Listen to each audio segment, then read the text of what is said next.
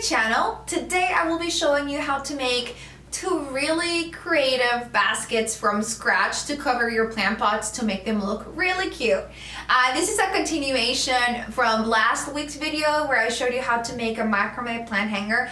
I'm gonna link it up here in case you haven't checked it out. So the first DIY for today is a punch needle basket. This one was completely inspired by Rose Perlman. She is a fiber artist and she not only makes punch needle art, but she makes just everyday objects with punch needle, and it's very cool and interesting, and I wanted to give it a try. Okay, so let's get started with the materials that we'll be needing for the first DIY.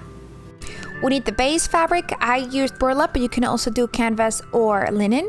And a little bit of a stronger fabric for the bottom of the basket. You can use the same one, but in my case, I used a duck canvas. Oxford needle, mine is a number 8. Scissors, stretcher bars for the frame, and the staple gun to secure the fabric around the stretcher bars. Yarn, all the colors that you would like to choose in your design.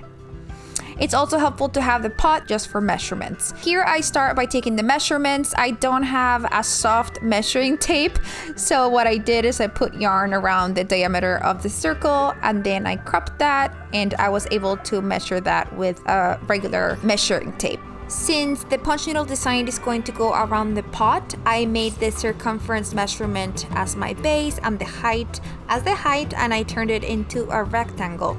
Then I marked those measurements into the fabric and I cut it. Make sure to give yourself plenty of fabric around the rectangle to be able to go around the stretcher bars. This is the frame that I will be using for this DIY, and as you can see, I added gripper strips onto the stretcher bars. You do not need to do this by all means, but if you decide that punch needle will be the hobby for you, then I definitely recommend purchasing gripper strips because they make your life a lot easier. You don't have to remove the staples every time you're done with a project. But if not, just stretch it around the stretcher bars and secure it with a staple. And the trick is to have it really firm. The firmer your fabric is, the easier it is to punch. Now it is time to transfer your design into the fabric. It's really important that you do it after it's on the frame. Otherwise, the measurements are going to change completely because the fabric gets stretched out.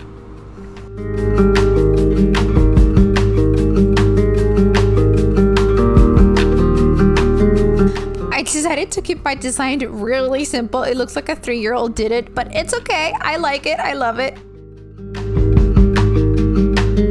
And then I'm picking the colors for my design. I did 7 different colors. It's pretty self-explanatory to use a punch needle.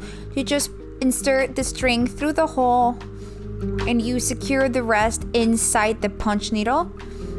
The way I do this is by pulling the string back and forth until it's completely inside it.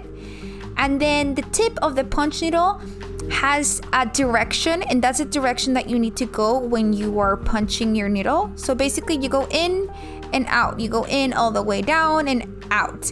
And the burlap fabric, it's so easy because you can really see all the little holes in the fabric. So it's pretty easy to keep a continuous stitch. And then when you want to go in a different direction, just twist the needle to make sure that the tip of the needle is pointing in the direction that you want to go. Punch needling is usually used to do rugs. It's called actually rug hooking. So that is the front of the rug, like you would say. But for most of my designs, I actually prefer to use the reverse side because the stitches are smaller and more compact and you can see more definition. Here I am pinching the string and then pulling it because I am switching colors, and it's really easy, as you can see. Don't worry if where you cut is longer than these stitches. You can clean it up later. So that's how easy it is to switch colors. You just cut the string, pick another color, put it in your punch needle, and get started again. If you make a mistake, it's really easy to fix. You just pull it out, but be careful because if you get too excited pulling it out, you can pull out your entire work. And then I use my nail just to kind of reposition the fabric as it was before, and then I start again. It's really forgiving to use burlap and punch needle. You can make many mistakes and don't worry about ruining the fabric. Here is a time lapse of me punch needling away for hours and hours and hours. It probably took me 6 hours. It takes a lot longer than you think to do punch needle.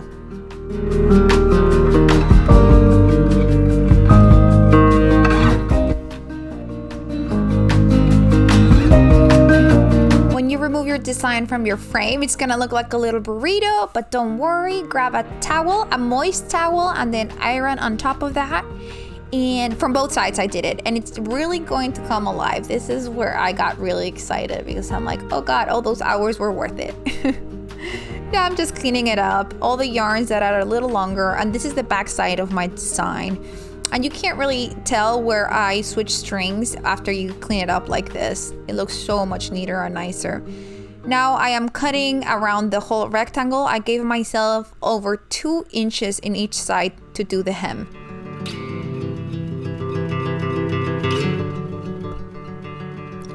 I am not sure what the name of this stitch that I'm doing is called. I learned it in middle school and I never learned the name, so if you're watching this, please let me know. Of course, it is a lot easier if you have a sewing machine, but I decided to do it by hand because I know some of us don't have a sewing machine. Well, I do have a sewing machine, but I wanted to give it a try by hand to see if it was doable. And of course, it is doable. It is more time consuming because you have to do the top, the bottom, and then close the sides to turn it into a circle.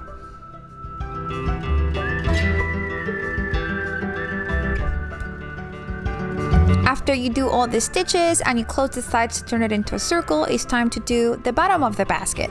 You can stick to the same fabric, but I decided to go for something stronger. This is duck canvas.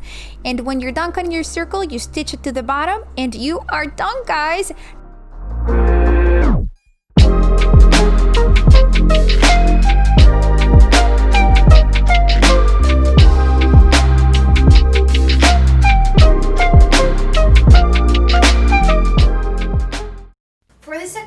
I wanted to attempt to make a basket because it's really popular to put your pot just inside a basket, but I wanted to make one from scratch. So I wanted to show you guys how to make a raffia basket. Let's get started with the materials that you need.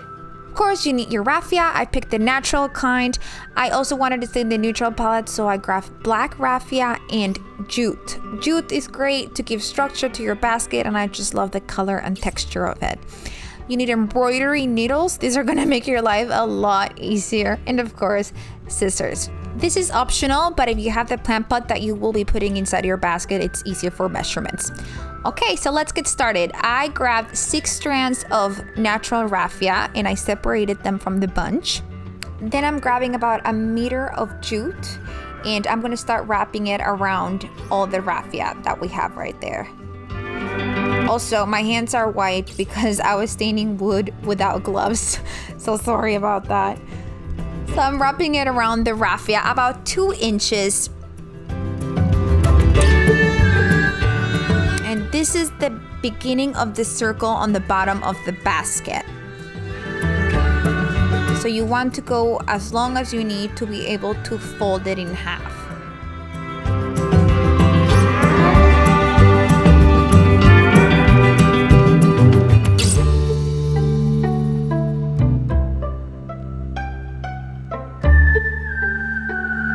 Trim the ends to make it a little neater, but leave a little room of just the raffia and unite it with the other side and secure it by wrapping it around with the jute. And then we do the same. We wrap around the raffia with the jute until we have enough to fold it in half.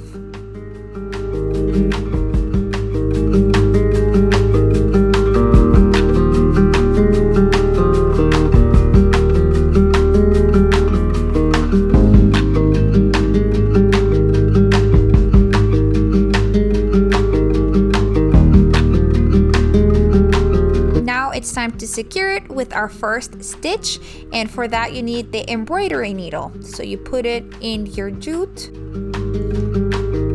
and you secure the new row by going under the last row we did.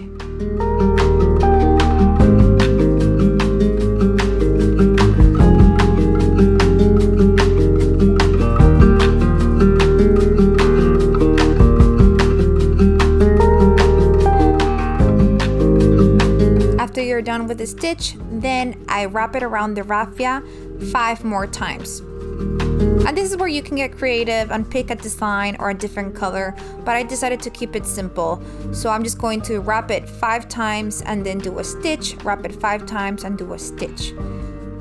I'm doing 1 row of natural color with the jute, and then I'm switching to black with the raffia.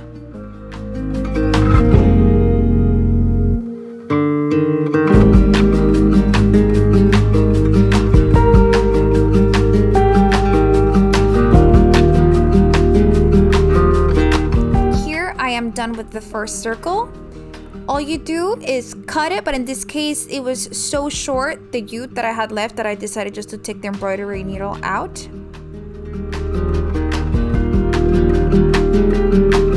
And then you put the new color into the bunch of raffia that we have and wrap it around itself 5 times, the same thing as I did with the jute.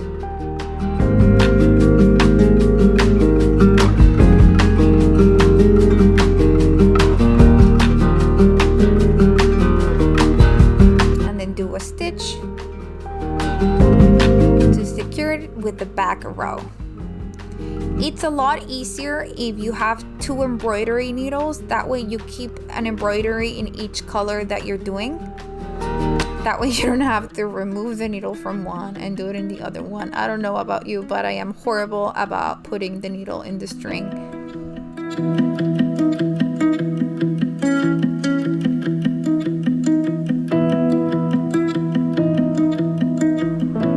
Notice that your raffia is getting really short. It's really easy. Just add more strings into it and secure it by wrapping it around with whatever material you're using. In my case, the jute.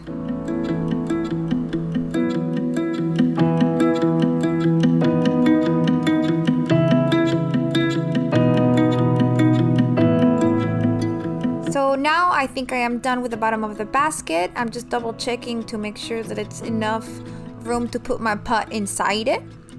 And we are basically going to do the same thing, but you place the new row on top of the last one instead of to the side. And the same with the stitch. Instead of going on the side, it goes under the new row. And before you do every stitch, just make sure that you're in the right position and that you're level, because naturally the basket tends to go inward, and I didn't realize this. I got distracted. So if you look closely to my end result, the basket goes inwards and then outwards again. When you're happy with the height of your basket, it's time to finish it up. And the way you do this is basically do a bunch of stitches next to each other. You can also use some glue if you prefer, but I was surprised of how steady and strong it feels just with the stitches. When you feel that it's secure enough, the last stitch, you have to do it inside the basket just to secure everything. Then cut the excess and hide the little tail inside one of the stitches inside the basket.